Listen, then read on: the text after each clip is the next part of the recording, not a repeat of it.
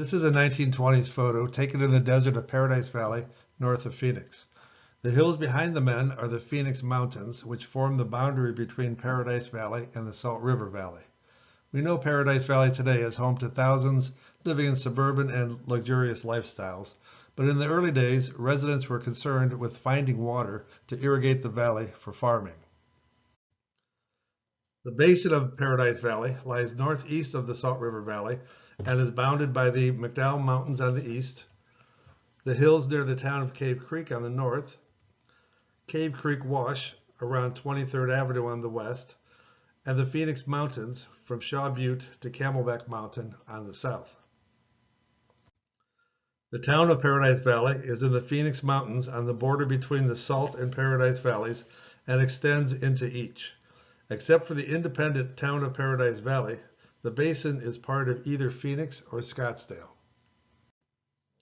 No permanent rivers run through Paradise Valley, and from the late 1880s into the 1930s, several schemes were proposed to irrigate the area with water from the Verde River on the other side of the McDowell Mountains. In the early 20th century, residents of Paradise Valley and Deer Valley formed the Paradise Verde Irrigation District and petitioned the government for the right to use Verde River water to irrigate their valleys.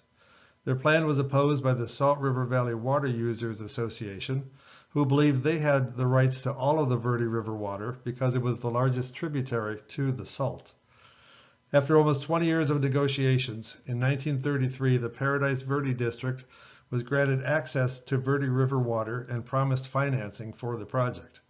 But before construction began, key backers of the plan gave in to interests supporting the Salt River faction and abruptly reversed their decision that had favored Paradise Valley.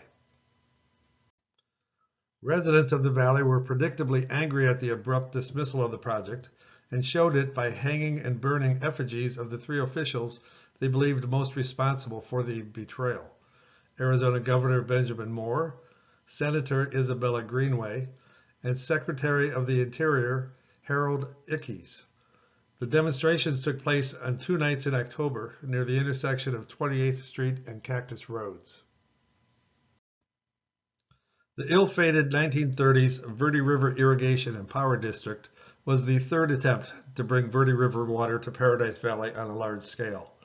The first and most elaborate irrigation proposal was started about 1890 by a group of investors from Minnesota who formed the Rio Verde Canal Company.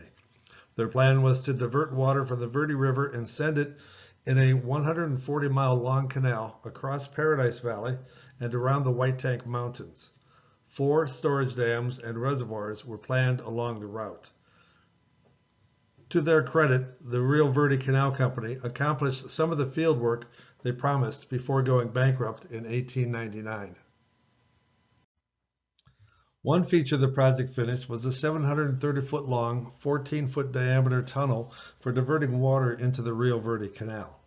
When Horseshoe Dam was built on the spot in the 1940s, this same tunnel was cleaned out, lined with concrete, and incorporated into the new dam. Almost 20 miles of the Rio Verde Canal were also completed in 1897. The red line on this map shows the excavated portion of the canal, which stretched from the southern end of the McDowell Mountains northwest almost to Deer Valley Road.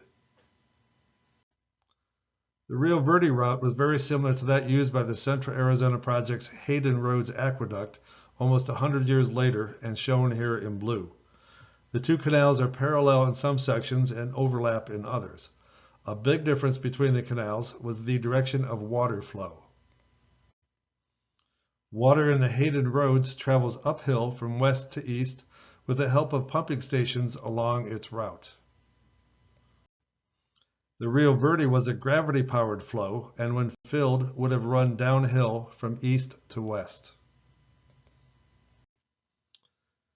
Despite the destruction of much of the old canal by modern growth, parts of the original still exist today. The longest intact portion can be seen on this aerial as the curving dark line of vegetation within the boundaries of the 500-acre Taliesin West. The canal is about 20 feet wide and has a higher berm on the south side than the north. A year before the Rio Verde Canal Company started its field work, the Pennsylvania Irrigation Company announced plans to develop an all-black community in Paradise Valley to be known as Douglasville. The spokesman for the company was Abram T. Hall, a noted black journalist in Pittsburgh. The Douglasville Colony and Farm Village consisted of 126 20-acre plots and a town site north of Phoenix along Cave Creek Wash. Its exact location is not known, but it is believed to have been east of 19th Avenue near Bell Road. Reports describe the start of field work in 1895, but there is no indication the colony or an associated reservoir were ever completed. After going into bankruptcy in 1899, the Rio Verde Canal Company was reorganized into the Verde Water and Power Company. Its agent, John Hudson, was known to be a super salesman and religious enthusiast, marketed the plan primarily to religious communities in the Midwest. He was accused of making promises that could not legally have been kept and was investigated for mail fraud on 3 occasions. The Verde Water and Power Company did not accomplish any field work before disappearing from the scene. Land in Paradise Valley was opened to homesteading in 1909, and much of the valley was settled by 1914. With only groundwater to irrigate, farming was limited, and cattle and sheep ranching were popular occupations. The first post office in Paradise Valley was opened in 1913 at the Montgomery Ranch near Sweetwater and 28th Street at the base of Shadow Mountain. It was called Montgomery, which was not appreciated by some locals who unsuccessfully tried to get the name changed to either Paradise Valley or Paradise. Mrs. Montgomery was the first postmistress and ran a grocery store at the same location. A few years later, the Montgomerys moved north of Greenway Road and a new post office was opened at William C. Hyatt's settlement on Cave Creek Road. He named the area Cactus and operated the Hyatt's Desert Field Camp for tuberculosis sufferers northeast of the intersection of Cave Creek and Cactus Roads. He was succeeded by his son William L. Hyatt in the late 1920s. Beginning in the mid-1940s, new owners Ted and his son Bob Brewer expanded Cactus by adding a gas station and market, followed by a grocery store, local newspaper, and drive-in theater, making Cactus a popular meeting place in Paradise Valley.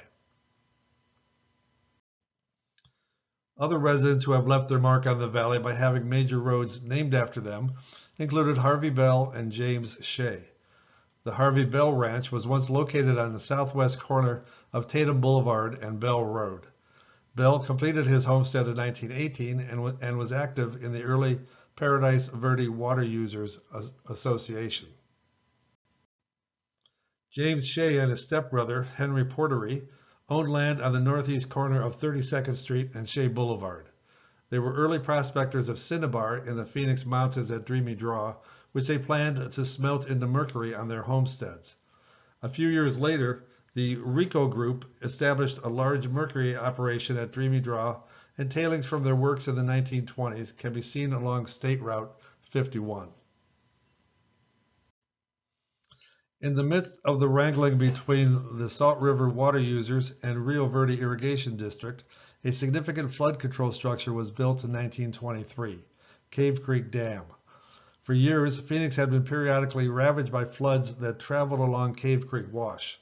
The wash enters the Salt River Valley near Greenway Road and 19th Avenue and heads south on a path that crosses the Arizona Canal at 23rd Avenue, the Fairgrounds at 19th and McDowell, and the State Capitol at 17th Avenue in Washington.